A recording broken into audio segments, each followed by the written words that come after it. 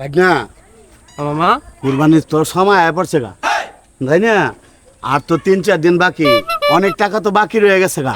উঠান লাগবে, চলেন। হ্যাঁ, আজকে যারেই পাবি তারেই ধরবি, একটাও যেন টাকা না দিয়ে যাইতে না পারে। ঠিক আছে মামা, তুমি যেটা কবে ওইটা আছে, কেউ যাইতে পারবে না। একেবারে যে কটা আছে বাকি টাকা সব উড়াইতে হইব, ঠিক আছে? ঠিক আছে। আরে আমাকে তো কুরবানি দেউন লাগবো। হ্যাঁ, ব্যবসা যেটা করি এটা নাই বাপদাদার পৈতৃক সম্পত্তি, কুরবানি তার মিস করে যাব না। ঠিক আছে। হ্যাঁ, যাই সামনে গরু হাটে যাবো, গরু কিনুম, টাকা পয়সার দরকার না। ঠিক আছে, যাই। এই চালু দোকানটা পাত, তুই সবকিছু গুছগাছ কর, ঠিক আছে? আমি একটু আহে।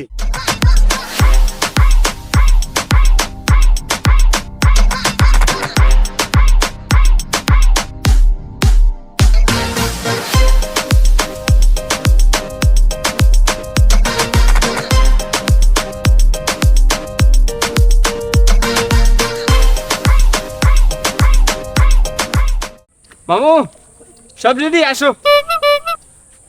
আইতাছি ভাই, না আইতাছি।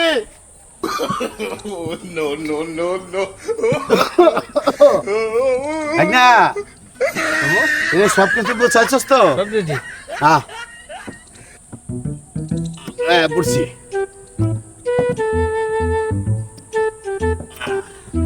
ধর জুলাটা ধর।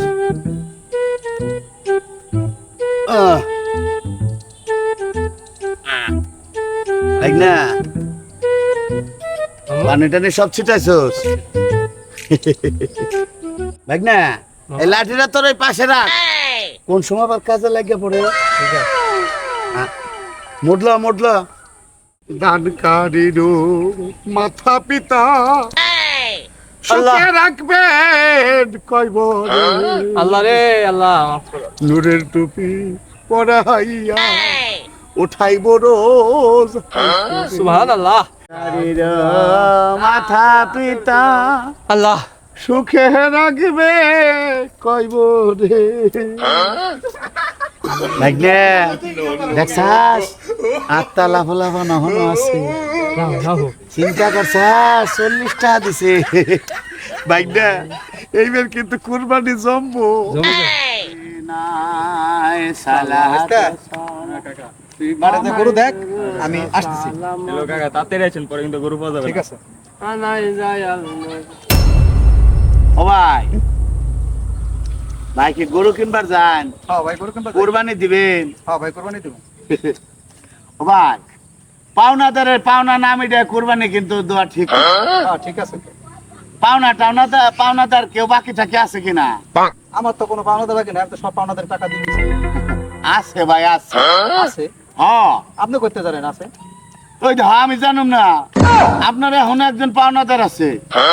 আমার জানা মতো তো আমার কোনো পাওনাদার নাই, আমি সব পাওনা মিটাই দিছি, মিটাই দিই তো আমি 22 দিনের গরু কিনা দিয়েছি। এখনো পাওনাদার একজন আছে, আপনি ভালো করে মনে করে দেখেন, কুরবানিটা আবার মাটি করবেন।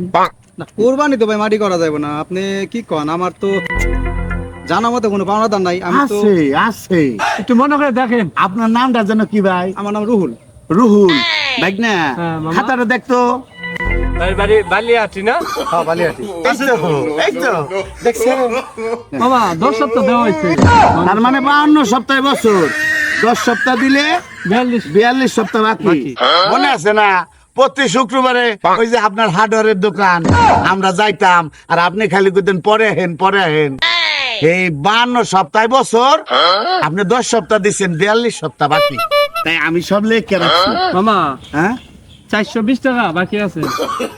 হিসাব বুঝছেন না? 52 সপ্তাহ বছর, 10 সপ্তাহ দিচ্ছেন, 42 সপ্তাহ বাকি, 420 টাকা বাকি। ভাই আপনারা তো জটিল ফকির রে ভাই। কোন দিন গেছেন আর কোন দিন যান নাই, সব টাকা ভাই আপনারা লেখা কি রাখছেন। যে কোন ভাই, এটা আমাকে বাপদাদার পৈতৃক সম্পত্তি। 400 বাকি কাস্টমার। হ্যাঁ 420 টাকা ভাই আমার কুরবানি কি তাহলে এখন হালাল হবে? হবে ভাই, হবে। কিন্তু একটা কথা, কি কথা ভাই? ভাই ওই কুরবানির যে গরুর চামড়া বেচার টাকা কয়টা, টাকা কয়টা কিন্তু আমাকে দিয়ে, আর আমরা 2 মাও ভাই না বুঝে দিত কিছু বস্তু দিয়ে। ভাই জীবনে বহুত ফকির দেখছি ভাই, আপনাকে 2 মামু ভাইগনার মতো এরকম ফকির ভাই জীবনে দেখি নাই। কি যে কর ভাই, ঠিক আছে ভাই আসি।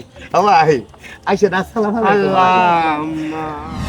একটা কাতে দান করিলে আখেরাত পাইবে আল্লাহ। এই যে একটা কাহাতে 70 টাকা পাইবেন ভাই। ও ভাই, ও ভাই, হ্যাঁ এই ন্যাংরা তোরে কিছু দিয়া যান। মাফ করো।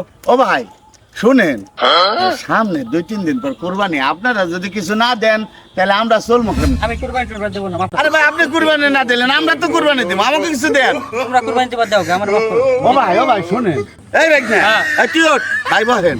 এই ভাই ভাই এই, কথাবার্তা সাবধানে কও, আমি এখানে বসবো মানে? এই ভিক্ষুকের কাছে প্রতিদিন মাছ চাচ্ছে, আপনি আমার পাশে বহেন না কেন? দুই ভাই বাদে ভিক্ষুক বসেন।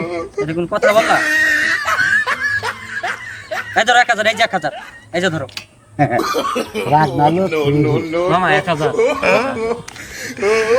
খোদার জাহালা বড় জালা ভাই রে ভাই, টাকা দিলে 100 টাকা পাওয়া যায়। ভাই কি কইলেন? ভাই 10 টাকা দিলে 100 টাকা পাইবেন, ন্যাংরা উত্তরে দিলে এ বিফলে যাবে না। দেন ভাই দেন, যত পারেন দেন। 10 টাকা দিলে 100 টাকা পাবো। হ্যাঁ ভাই, আল্লাহুম্মা। এই যে ভাই 10 টাকা নেন, হ্যাঁ ভাই, এই যে আমি 100 টাকা নিলাম।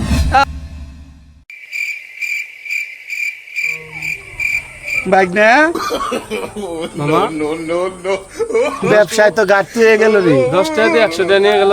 হ্যাঁ ওই ব্যবসার লাইন ভালো নাই, তাড়াতাড়ি গোছা, দেখ যা হয়েছে কোরবানিটা হয়েছে নি।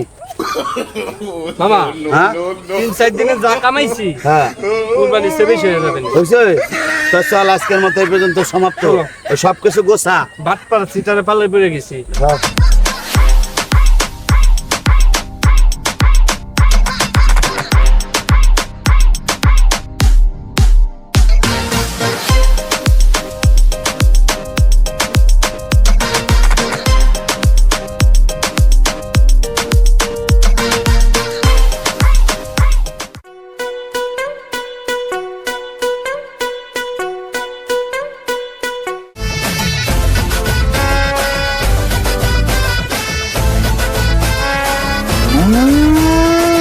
হ্যালো রে ঈদ রে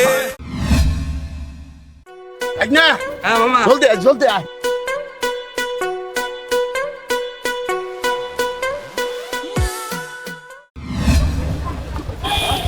ভাই না মামা গরু তো এটা দেখছেন তো ভালোই দেখা যায়। ভালোই তো লাগছে। ভাই আপনার এই গরু কত? হ্যাঁ, গরু কত ভাই? গরুর দাম জিগাও। তোমাকে তো দেখে ভিক্ষতি মনে হচ্ছে। এই তোমাকে তো আমি চিনছি।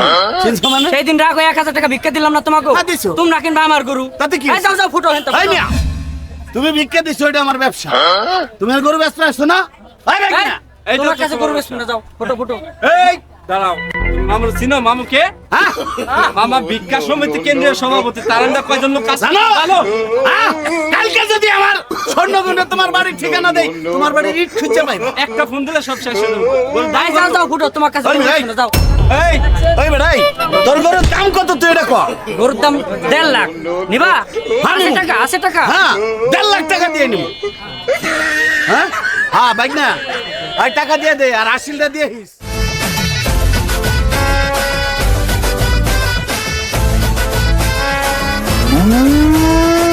হ্যালো রে ঈদ রে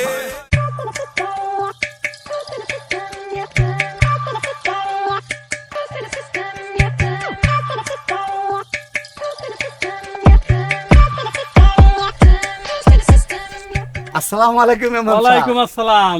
ভালো আছেন? আলহামদুলিল্লাহ, তোমরা ভালো আছো? হাই ইমাম সাহেব, আউটে যখন নে বাগদা দে, এ যদিও আজকে এটা লিখে আহি নাই ইমাম সাহেব, আইছিলাম হলো আগামীকাল তো কুরবানি, জি, আমরা একটা গরু কিনছি।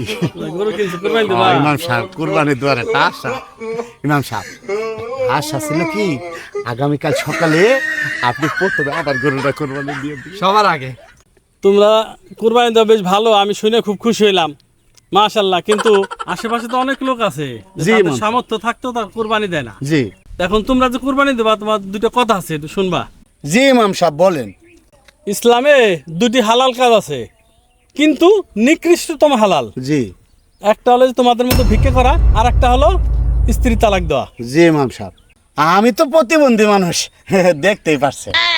তুমি নাইলে প্রতিবন্ধী ঠিক আছে, জি। কিন্তু বাগনা তো ভালো, বাগনা হাত পা সবকিছু ঠিক আছে, তো বাগনারে তোমরা এই কাজের মধ্যে নিছো, এটা যে কোনো একটা কর্মযোগ্য দিতে পারো। মামা হ্যাঁ হুজুর ঠিক কথাই কইছে। হ্যাঁ আমি শুধু শুধু ভিক্ষা করি কি? আমি তো সুস্থ সবল মানুষ। হ্যাঁ। তোমার জন্য আমার ভিক্ষা করা লাগে। মামা তুমি মন খারাপ করো না, আমি তো আমার স্বার্থের লিগে তোমার আমার লগে রাখছি। তা ইমাম সাহেব যা কইলো তাতে আমি মস্ত বড় ভুল করছি। আমি ঈদের পরের দিনই তোমার একটা কাজের ব্যবস্থা করব। যদি কোনো কাজ নাও হয় আমি ব্যান চালামো। আমি শিক্ষিত ছেলে, তাতে গিয়েছে আমি ব্যান চালামো। হ্যাঁ। তবে আমি ভিক্ষা করুন না। আমি আপনার কাছে কথা দিলাম, ঈদের পরের দিনই আমি আমার ভাগ্নারে একটা কাজের ব্যবস্থা করে দেব। যাক মাশাআল্লাহ, শুনে খুশি হলাম। তুমি যদি বাগনার ঈদের পরের দিন একটা কাজে দিতে পারো, তোমাদের কোরবানি আমি সর্বপ্রথম দিয়ে দেবো। ইনশাল্লাহ কথা দিলাম। প্রথমে দিবেন। হ্যাঁ, প্রথমে সকালবেলা প্রথমে আমার ঘরে এটা কোরবানি দিয়ে দিব। ইনশাল্লাহ। তাইলে আমরা এবার আসি ইমাম সাহেব। আসসালামু আলাইকুম।